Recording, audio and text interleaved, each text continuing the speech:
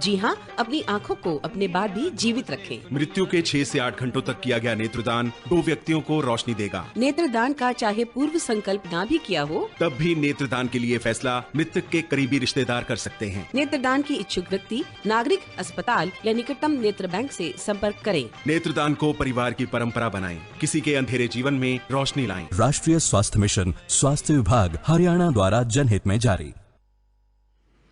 नमस्कार, आकाशवाणी चंडीगढ़ से प्रादेशिक समाचारों के साथ मैं निधि मुंजाल।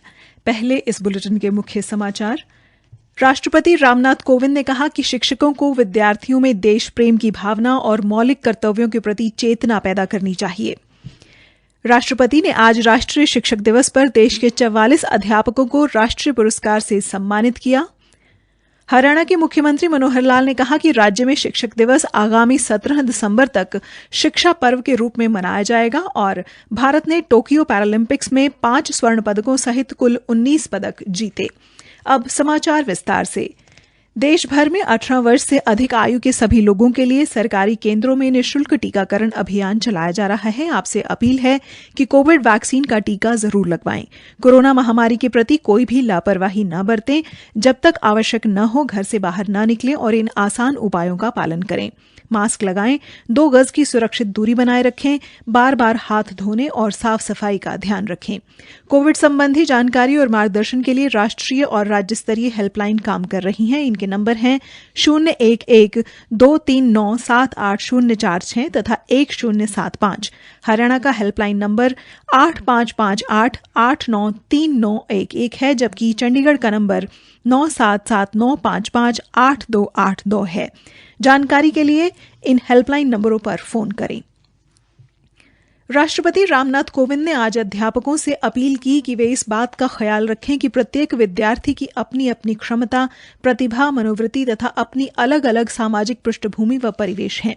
उन्होंने कहा कि इसीलिए हमारा ध्यान प्रत्येक विद्यार्थी की खास जरूरतों, रुचियों तथा क्षमताओं के अनुसार उनको समग्र रूप से विकसित करने पर केंद्रित होना चाहिए।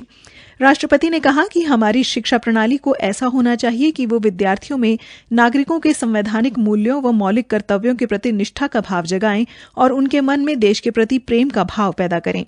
श्री कोविंद ने ये स्मरण कराया कि ये अध्यापकों का ही कर्तव्य है कि वे विद्यार्थियों में शिक्षा के प्रति रुचि पैदा करें व संवेदनशील अध्यापक अपने शिक्षण व बर्ताव से अपने शिष्यों का भविष्य संवार सकते हैं।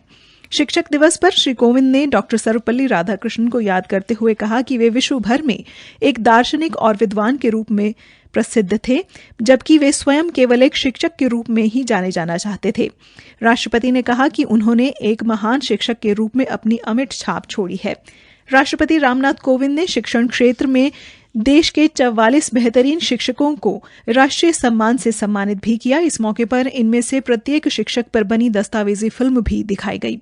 ये पुरस्कार प्राथमिक व माध्यमिक स्कूलों में सराहनीय काम कर रहे अध्यापकों को सम्मानित करने के लिए हैं। इस अवसर पर केंद्रीय शिक्षा मंत्री धर्मेंद्र प्रधान, मंत्रालय से उनके 3 सहयोगी व अन्य अधिकारी भी शामिल थे। इससे पूर्व राष्ट्रपति रामनाथ कोविंद ने राष्ट्रपति भवन में पूर्व राष्ट्रपति डॉक्टर एस राधाकृष्णन को उनकी जयंती पर पुष्पांजलि भी अर्पित की। प्रधानमंत्री नरेंद्र मोदी मंगलवार को शिक्षकों, विद्यार्थियों, अभिभावकों व शिक्षा से संबंधित हितधारकों को संबोधित करेंगे। प्रधानमंत्री इस विभाग के 5 नए उपक्रमों का भी शुभारंभ करेंगे। शिक्षक दिवस के मौके पर आज राष्ट्रपति रामनाथ कोविंद ने हरियाणा के भिवानी की शिक्षिका ममता पालीवाल को राष्ट्रीय शिक्षक अवार्ड से सम्मानित किया। ममता पालीवाल ने बताया कि आज उन्हें ये पुरस्कार उनकी अब तक के बेहतरीन शैक्षणिक गतिविधियों के चलते मिला है। शिक्षक दिवस के मौके पर मिले शिक्षक पुरस्कार के पीछे उन्होंने अपनी मेहनत के साथ अपने साथी अध्यापक, अध्यापिकाओं, बच्चों और उनके पति का इसका श्रेय दिया। हरियाणा के राज्यपाल बंडारू दत्तात्रेय ने नई शिक्षा नीति को देश के विकास में अहम बताया है। उन्होंने कहा है कि नई शिक्षा नीति में रोजगार का भी जिक्र है। वहीं उन्होंने हरियाणा, खासतौर पर महर्षि दयानंद विश्वविद्यालय में वर्ष 2025 तक नई शिक्षा नीति लागू करने की बात कही। राज्यपाल रविवार को शिक्षक दिवस पर महर्षि दयानंद विश्वविद्यालय में आयोजित कार्यक्रम को संबोधित कर रहे थे। प्रादेशिक समाचार आकाशवाणी चंडीगढ़ से प्रसारित किए जा रहे हैं। हरियाणा में शिक्षक दिवस को आगामी 17 दिसंबर तक शिक्षा पर्व के रूप में मनाया जाएगा। हरियाणा के मुख्यमंत्री मनोहर लाल ने आज रेवाड़ी जिला के मीरपुर में इंदिरा गांधी विश्वविद्यालय में आयोजित कार्यक्रम को संबोधित करते हुए इस आशय की जानकारी दी।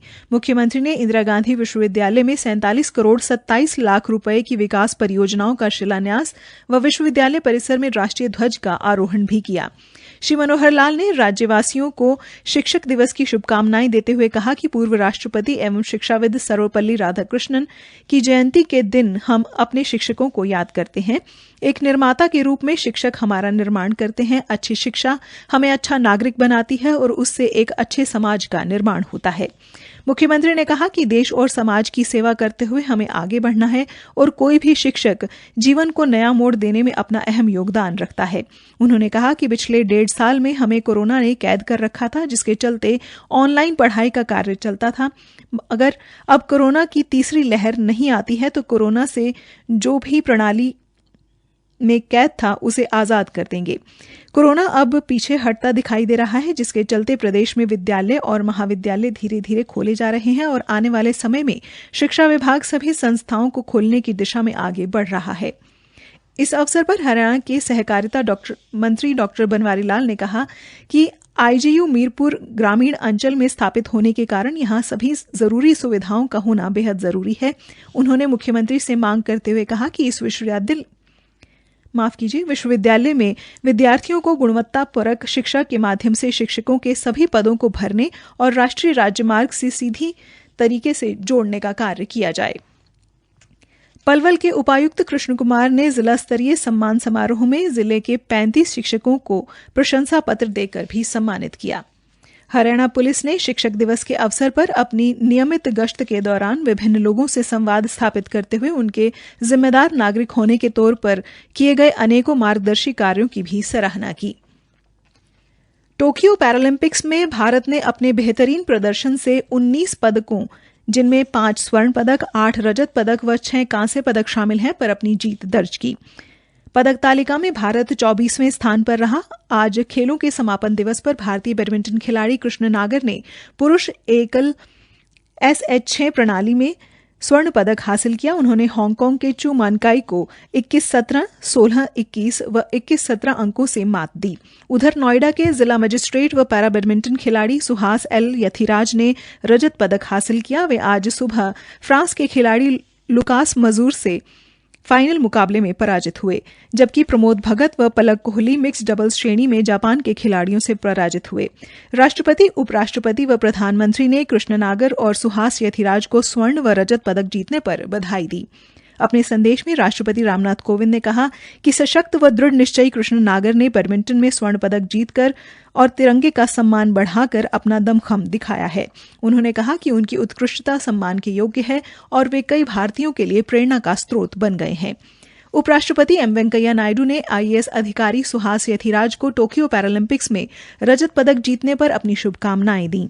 प्रधानमंत्री मोदी ने अपने ट्विटर संदेश में कहा कि वे टोक्यो पैरालंपिक्स में अपने बैडमिंटन खिलाड़ियों की जीत से अति प्रसन्न हैं और उन्होंने कहा कि कृष्ण नागर ने अद्वितीय प्रदर्शन ने प्रत्येक भारतीय के दिल में अपनी जगह बनाई है।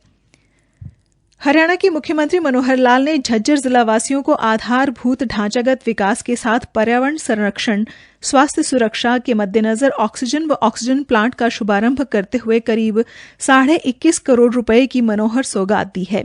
झज्जर जिला के लोगों ने शिक्षक दिवस पर मिली सौगात का स्वागत करते हुए उनका अभिवादन किया। मुख्यमंत्री के साथ भाजपा प्रदेशाध्यक्ष ओम प्रकाश धनखड़, रोहतक से सांसद डॉक्टर अरविंद शर्मा, भाजपा जिलाध्यक्ष विक्रम कादियान भी उपस्थित रहे। हरियाणा में आज 750 स्थानों पर लगभग 1 लाख लोगों को कोविड वैक्सीन का टीका लगाया गया। प्रदेश में अब तक लगभग 1,72,50,000 नागरिकों को कोविड रोधी टीका लगाया जा चुका है। अंत में मुख्य समाचार एक बार फिर। राष्ट्रपति रामनाथ कोविंद ने कहा कि शिक्षकों को विद्यार्थियों से देश प्रेम की भावना और मौलिक कर्तव्यों के प्रति चेतना पैदा करनी चाहिए।